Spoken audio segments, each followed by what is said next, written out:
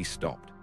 He'd seen that number before, in a separate gearbox memo, flagged as within tolerance but monitored. He didn't yet think treason, he thought method.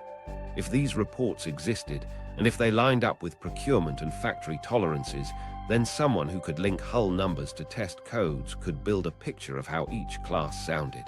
Not theoretically, specifically. It was paperwork, but it described music. The decision didn't arrive like a lightning strike. It took shape in irritations and late nights. He watched how the system punished seriousness and rewarded theater. He read the internal circulars about increased Western submarine activity, the warnings about NATO's provocations. And he remembered the shipyard workers' faces when a batch of bearings arrived with defects and the quota still had to be met. He wondered whether the ocean was a shield or a story the leadership told itself. The choice came down to a simple principle he couldn't say out loud: avoid catastrophe by ending the lie of perfection. If one side believed its boats couldn't be touched, mistakes would follow. He decided to send a method first. If it landed, he'd send substance. He understood the city was built for listening. Phones clicked. Stairwells carried sound. Apartment walls thinned at the worst moments. He started small. He swapped his commute path twice a week without reason. He changed where he bought matches so his routines wouldn't sketch a pattern. He learned to carry nothing he couldn't explain and to explain everything he carried. And he paid attention to how files moved when no one cared. The registry clerk loved a good stamp and hated incomplete signatures. A night shift at the copy room often ran out of toner around 1 in the morning. The janitor had keys that outranked managers. Then came the catalyst. A new directive required additional circulation of naval acoustic testing results to ensure procurement alignment. It widened his paper stream. He now saw cover sheets that listed file codes, trial designations, and recipients.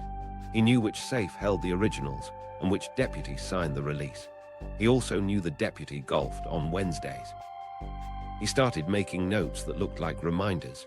File code, annex letter, date, yard. On a separate piece of paper, far from work, he rewrote them as a map. He traced how a hull became a test number and how that number tied to a frequency band. He saw it crystallize, the index to a library most sailors didn't know existed. The first whisper wasn't words. It was a decision to move one scrap of metadata out of a building without anyone noticing. A risk, but measured. If it got him caught, it would read like trivia. If it landed, it would tell someone where to look. He stood at his window and watched snow blow across a courtyard. He understood the odds. He also understood the cost of doing nothing. How do you whisper across oceans in a city built on listening? Very slowly, with a method, with the kind of patience only a man numbed by routine can endure. He closed a folder, locked a drawer, and walked into the corridor, another anonymous functionary carrying the names of sounds in his head. First contact, a dangerous hello. First contact kills more spies than greed or glory. He knew that. One wrong look, one extra turn on a staircase, and the city would close around him like a fist. So he didn't start with a meeting. He started with absence, no direct approach, no whispered name. He chose a passive signal, something so ordinary it would blend into Moscow's grey. He rehearsed for weeks, routes at dawn, routes at dusk. He walked alleys, counted lamp posts, timed crosswalk cycles. He learned which storefronts produced reflections he could use as mirrors and which only showed ghostly smears. He switched where he bought bread, and just as important, the brand of matches in his pocket.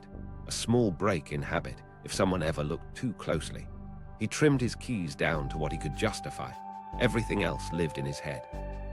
The signal would live in a book, not a Russian one, not easily explained at a lecture. He settled on a foreign city guidebook, dog-eared, touristy, unthreatening.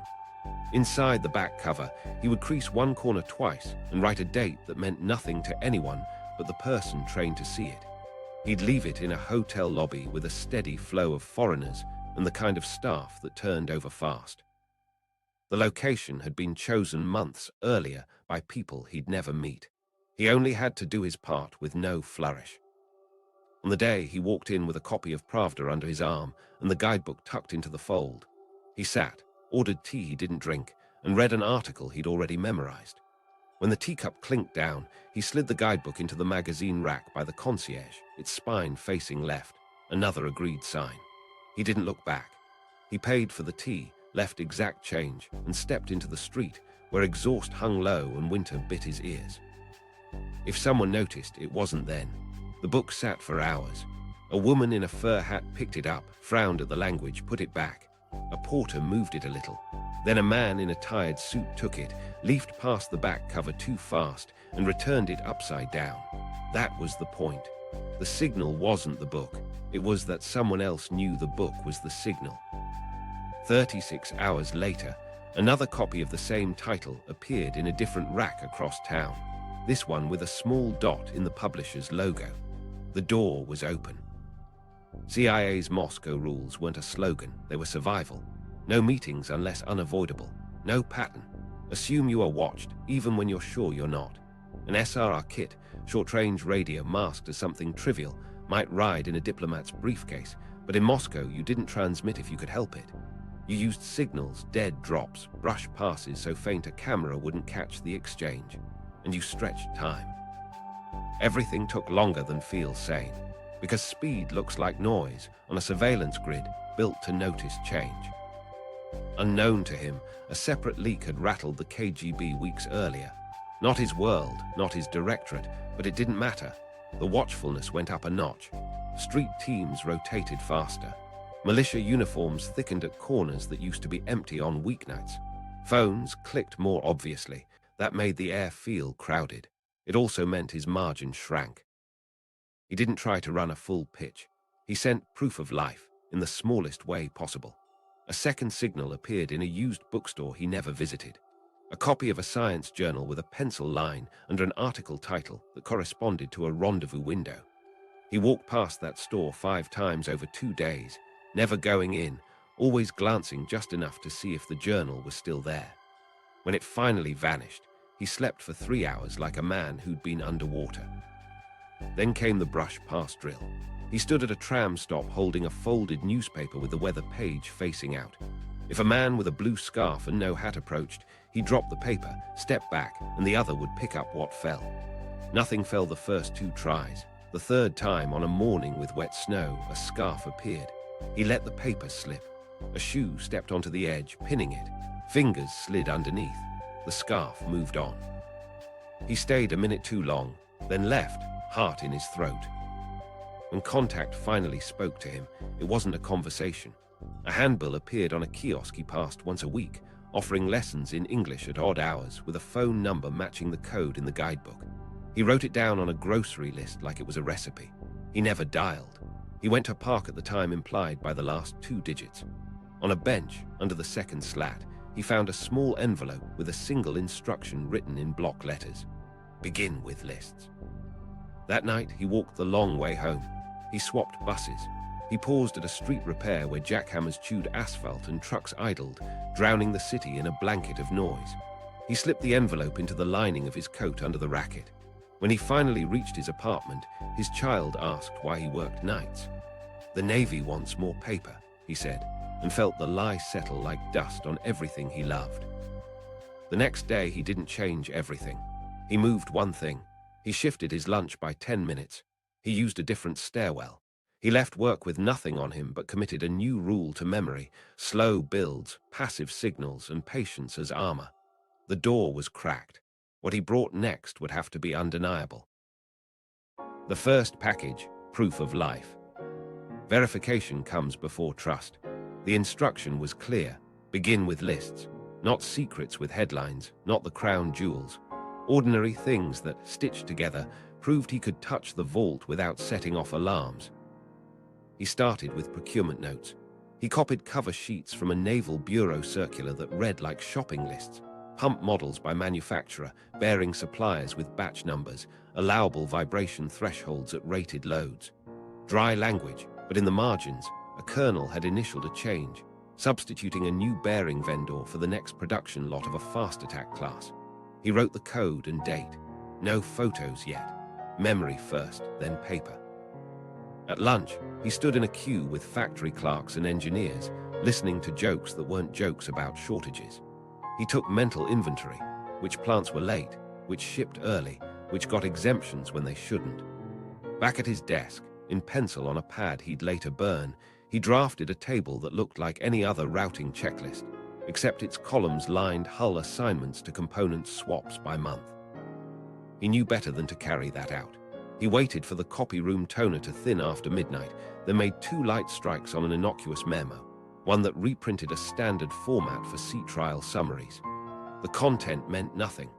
The header meant everything. It showed who signed, who received, and the code for the annex that always traveled with it. He rolled the paper and slid it under his shirt cuff. He kept his sleeves down until he reached a stairwell drenched in the grind of a floor polisher. There, under the machine's howl, he tucked it into a thin envelope he'd sewn into his coat hem. The first drop was small by design. A public phone booth with a loose advertising panel noted weeks earlier. He arrived early, walked past, saw a cigarette butt he'd placed upright in a crack still standing, and came back an hour later. The panel lifted. The envelope slid in. He closed it with the kind of pressure a man uses to keep a secret from breaking. Then he left and rode 2 stops past his apartment before circling back on foot. On the other end, the CIA treated scraps like gold. In a safe room a continent away, an analyst read the procurement codes out loud while another pulled satellite tasking folders. If a bearing vendor changed, could overhead imagery of rail yards near that plant show an uptick in shipments? If a pump model shifted, could a sonobuoy line near a naval base catch a new sideband offset predicted by the specs? They weren't guessing. They were triangulating. SIGINT teams combed for increased chatter around acceptance trials. A logistics officer flagged a rail consist that matched a part run heading north. The pieces clicked. The response came back the way it had to, almost invisible. A single pencil in a dead mailbox, nothing else. Not a message, a gesture. It said, "We have it, keep going." He found it before work, a grey morning trembling with the rattle of tramlines. He took the pencil like a man accepts a diagnosis, without changing his face. An office reshuffle tried to break his reach. Desks moved 2 rooms over, safes rolled on dollies, access logs reassigned to a chief who liked to count signatures. The test annexes he paged through now lived behind a second door with a clipboard that never left its nail. He adapted. Daytime swaps, nighttime copies. He volunteered to help clean the audit trail after the move. That gave him fingers on the ledger. He timed the sign-outs so his looks matched other people's needs. Buried inside the innocuous stack he'd assembled was what the Americans didn't know to ask for until they saw it, an index. Not a master list, a breadcrumb map. File codes for trial programs in the White Sea and Barents, cross-referenced with hull numbers, shipyard series, and variant identifiers, presented as distribution rosters. He didn't take the files. He took the keys to the hallway where the files lived. He photographed 3 pages in a bathroom with a window that opened onto an alley. The camera was no bigger than a cigarette pack. He developed nothing. He dropped the film in a paint can wired under a bridge rail at dawn, then walked away before the city fully woke. At Langley and Suitland and Norfolk, the index changed tempo. The library managers stopped wandering in the dark and started asking for volumes by name. They sent targeted tasking to SOSUS nodes aligned with Arctic exits where those hulls ran trials. Sonobuoy teams tuned to frequency bands hinted by the annex codes. NAVSEA analysts who treated harmonics like familial traits built tables that said, if a Victor III from Severodvinsk with this pump shows up, expect these sidebands. When the recordings arrived, the matches weren't perfect. They were close enough to make the hair rise on the back of an analyst's neck. Tradecraft stayed dull on purpose. He didn't meet a handler. He found a matchbox with a notch in the 3rd strike pad that meant repeat location next week. Later, a hollow rock swapped into a construction lot near a tram depot, noise cover guaranteed by jackhammers at noon. He held his breath only when silence fell. Then the complication, an internal audit mandate triggered by a glitch elsewhere, crawled toward his corridor. Specialists began spot-checking file request patterns. A colleague returned from a meeting and never sat down again. His chair stayed empty, coat still on the hook. He felt heat hit the back of his neck. He cut volume, slowed cadence, and stripped his packages back to metadata, nothing that sang on its own. But the index had landed. Proof of life wasn't the pencil. It was the correlation spike on a spectrogram thousands of miles away. A faint tone at 33 Hz, logged at sea, now matched a line in a Soviet acceptance test summary nobody outside those ministries was supposed to read. The Americans didn't cheer. They updated a table and ordered more patience. He went home that night and washed his hands twice. He sat at the kitchen table while his child drew a boat with a big propeller. He didn't smile. He asked about homework. He looked at the clock. He felt the city listening through the walls and decided the next package would look as boring as humanly possible. The library of the deep, the index. An index doesn't look like power. It looks like a table of contents, dry codes, dates, recipients. But if the codes point to where sound becomes paper, it's a map to the vault. He understood that the moment a distribution sheet tied white sea trials to specific hulls and to annex letters, internal attachments that held frequency analyses and transient behavior, he'd never seen released outside a narrow ring. The stakes felt simple and lethal. If he could move an index of Soviet acoustic trials, he wasn't handing over guesses. He was pointing to baseline recordings of how classes truly sounded when engineers measured them clean before salt and age blurred the edges. That's not just identification. That's the foundation of a library that can name boats in the dark. He started by cataloging the seams. File numbers told stories if you listened. A series beginning with OS-12 tracked basin tests at Severodvinsk. WB-7 attached to White Sea acceptance runs under load with instrumentation mounted at fixed points in the hull.